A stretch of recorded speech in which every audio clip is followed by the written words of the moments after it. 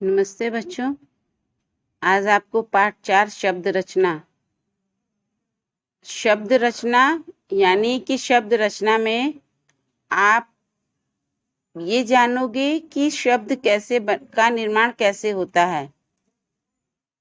इसमें सबसे पहले आप देख रहे हो कि बच्चों इसमें कुछ इसकी जो विशेषताएं हैं शब्द निर्माण की, वो ये हैं कि पहले कि शब्द वर्णों के समूह से बनते हैं, है ना। शब्द जो है वो वर्णों के समूह से बनते हैं और शब्द से किसी अर्थ की अभिव्यक्ति होनी चाहिए, यानी कि उसकी अभिव्यक्ति यानी कि अर्थ। जैसे मैंने अभी आप लोगों को पढ़ाया, आप लोगों को मैंने कहा कि आज मैं आपको पाठ 4 शब्द रचना का व्याख्या बताने जा रही हूँ, व्याख्या करने जा रही हूँ। तो इसको आपने क्लियर जान लिया कि हाँ, आज मैम इसका एक्सप्लेनेशन हमको भेज रही हैं। तो इसी तरह से बच्चों शब्द से जो वाक्य बनता है उससे हम क्या कहना चाहते हैं, दूसरे को क्या समझाना चाहते हैं, वो चीजें जो है इसमें व्यक्त होती हैं। जो निरर्थक शब्द होते हैं उन पर कोई विचार नहीं होता है। शब्द वाक्य में प्रयुक्त होकर पद बन जाते हैं। शब्द जो है वो वाक्य में प्रयुक्त होकर के क्या बन जाते हैं, पद बनते हैं। यानी कि अगर ऐसे अलग अलग हैं तो वे शब्द रहेंगे और जब वे वाक्य में प्रयोग हो जाएंगे तो उन्हें हम पद कहते हैं। शब्दों का जब वर्गीकरण होता है तो उसमें बच्चों पहला होता है स्रोत के आधार पर, रचना के आधार पर, प्रयोग के आधार पर, अर्थ के आधार पर। इसमें सबसे पहला है स्रोत के आधार पर। स्रोत के आधार पर बच्चों यानी कि ये शब्द कहाँ से आए हैं। कुछ शब्द संस्कृत से आए हैं। हिंदी का प्रादुर्भाव संस्कृत से ही हुआ है, ये आप सबको मालूम है कि हमारी हिंदी भाषा जो है वो संस्कृत से आई है। इसकी मूल भाषा जो है वो संस्कृत है, वहां से हमने इसे लिया है।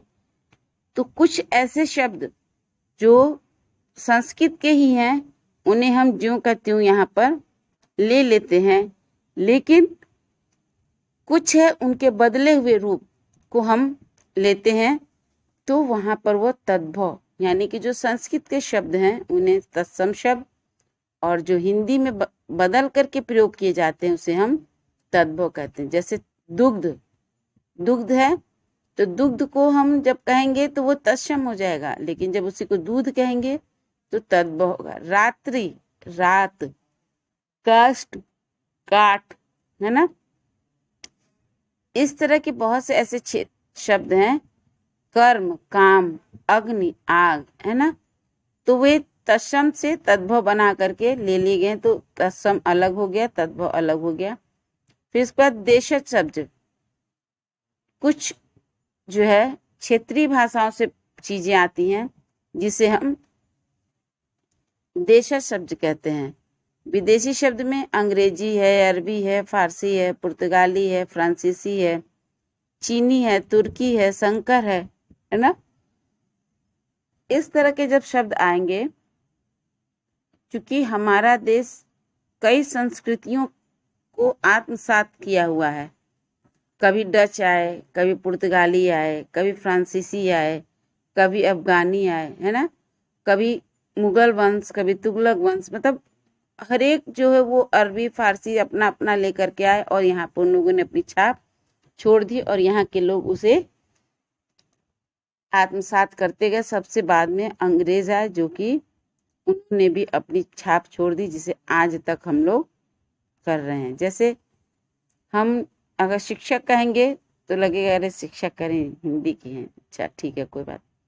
लेकिन वही अगर कोई टीचर बोल दे, तो मैम ने टीचर बोला, है ना, तो क्या है, अब हमारी सोच अंग्रेजियत की तरफ जा रही है, अंग्रेजियत हो गई, क्योंकि यहाँ पे अंग्रेजों ने अपना राज्य किया था।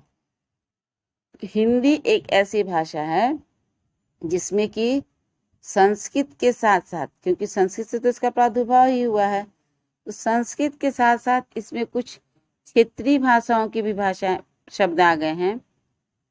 कुछ विदेशों से जो लोग यहाँ पर आकर के शासन किया, जिन लोगों ने, उन लोगों ने जो अपनी चीज़ों को दिया उसको भी हिंदी ने अपने में आत्मसात किया, इसलिए जो है उसे विदेशी शब्द के अंतर्गत रखा गया।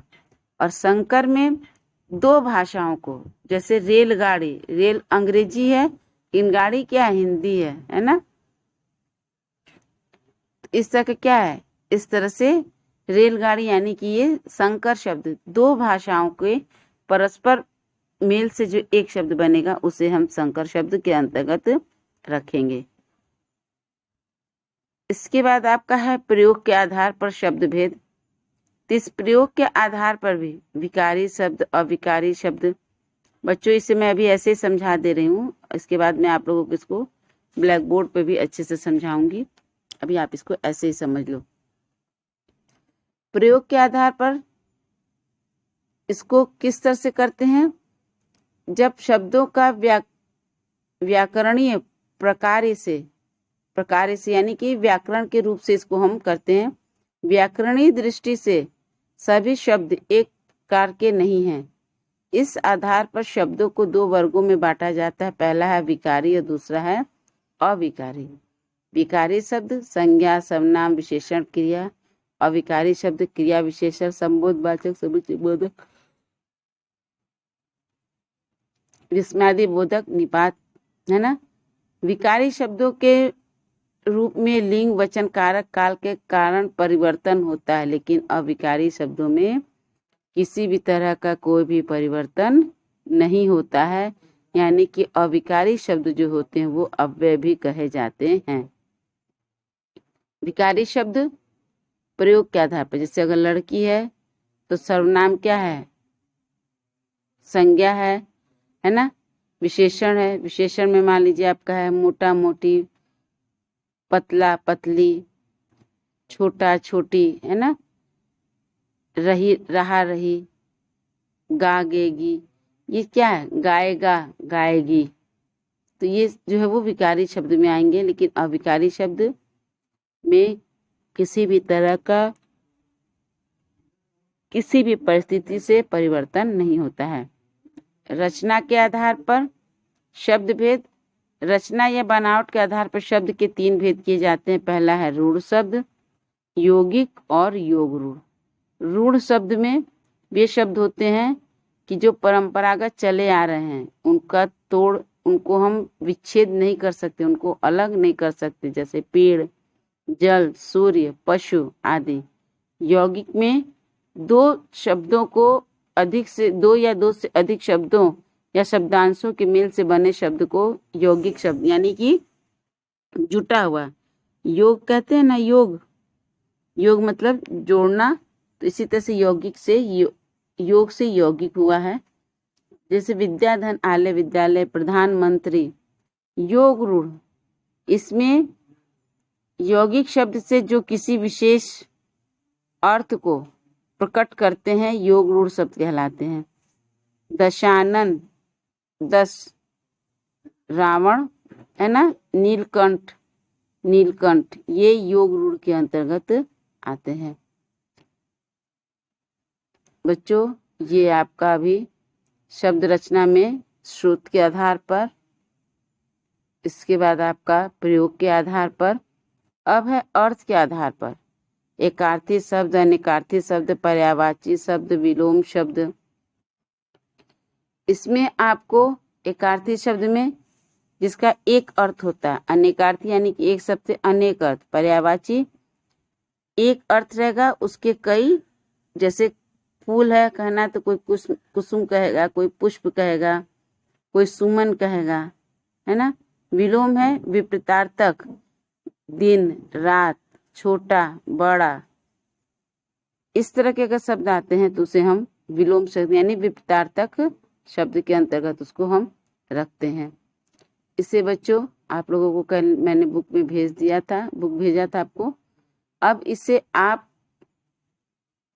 मैं धीरे धीरे समझाती जाऊंगी, आप इसे कल पढ़े होंगे।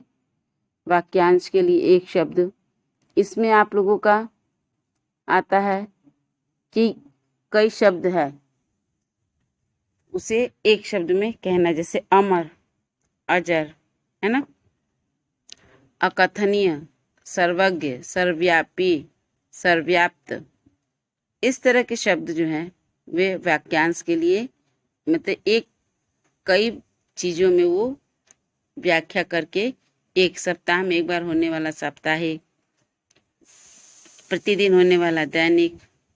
इसके बाद समश्रुत समरूपी भिन्नार्थक शब्द है, इसको भी आप जैसे अचल पहाड़, अचला पृथ्वी, थोड़े थोड़े से अंतर पर आपका ये जो है अर्थ बदल जाता है। एकार्थक प्रतीक होने वाले शब्द, इच्छा, कुछ पाने की चाह, लालसा, किसी चीज को अपने पास रखने की उत्कट आकांक्षा, ये मैं आप लोगों को डिटेल में बताऊंगी अगले वीडियो में। लोभ और तृष्णा, विवेक, ज्ञान, ये सारी चीजें जो हैं वो मैं आप लोगों को विधि पूर्वक विस्तार से बताऊंगी। अभी आप इसको बस समझ लीजिए, पढ़ लीजिए। धन्यवाद।